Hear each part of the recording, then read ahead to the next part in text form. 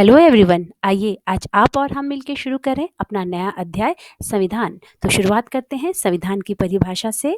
संविधान सरकार चलाने के नियमों का एक महत्वपूर्ण लिखित दस्तावेज है जिसके आधार पर देश का शासन चलाया जाता है। संविधान दो प्रकार के होते हैं, लिखित एवं अलिखित।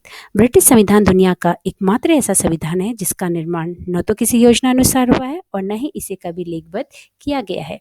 1946 में कैबिनेट मिशन प्लान के अंतर्गत भारत के संविधान के निर्माण के लिए संविधान सभा के गठन का प्रस्ताव रखा गया। संविधान सभा का प्रथम अधिवेशन 9 दिसंबर 1946 को संसद भवन के केंद्रीय कक्ष में प्रारंभ हुआ।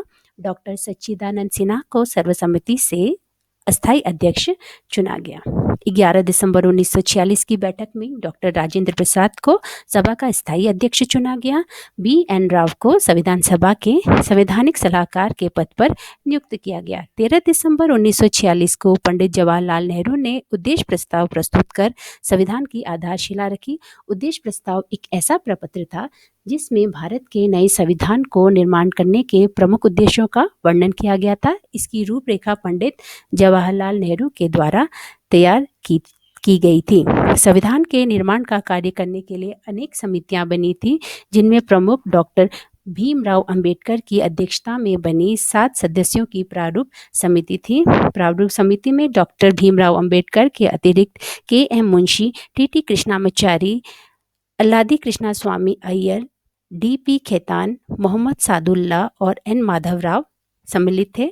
संविधान को बनने में 2 साल 11 महीने व 18 दिन का समय लगा।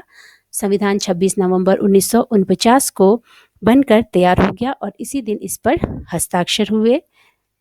24 जनवरी 1950 को संविधान सभा की अंतिम बैठक हुई और इसी दिन संविधान सभा द्वारा डॉक्टर राजेंद्र प्रसाद को भारत का प्रथम राष्ट्रपति चुना गया। 26 जनवरी 1950 को संविधान लागू किया गया।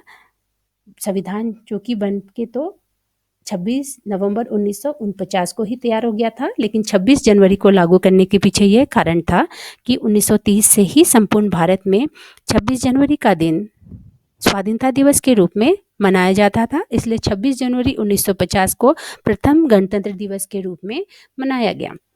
नवनिर्मित संविधान में 395 अनुच्छेद, 22 भाग व 8 अनुसूचियां थी। वर्तमान में इनमें बढ़ोतरी हुई है। भारतीय संविधान का जनक डॉक्टर भीमराव अंबेडकर को कहा जाता है क्योंकि संविधान को भारतीय समाज के लिए एक मार्गदर्शक दस्तावेज के रूप में प्रस्तुत करने में डॉक्टर अंबेडकर का सबसे प्रभावी व निर्णायक भूमिका रही है। यह चित्र हैं जिनका जिक्र हमने अध्याय में किया है।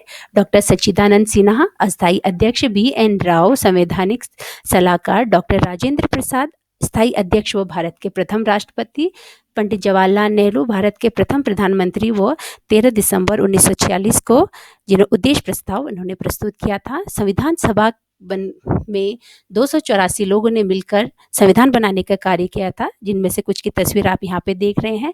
संविधान के निर्माण में केवल पुरुषों ने ही योगदान नहीं दिया, बल्कि संविधान के निर्माण में 15 महिलाओं की भी महत्वपूर्ण भूमिका रही है और ये हैं हमारे भारतीय संविधान के जनक, जिनके बिना संविधान का कार्य पूर्ण हो ही नहीं सकता था।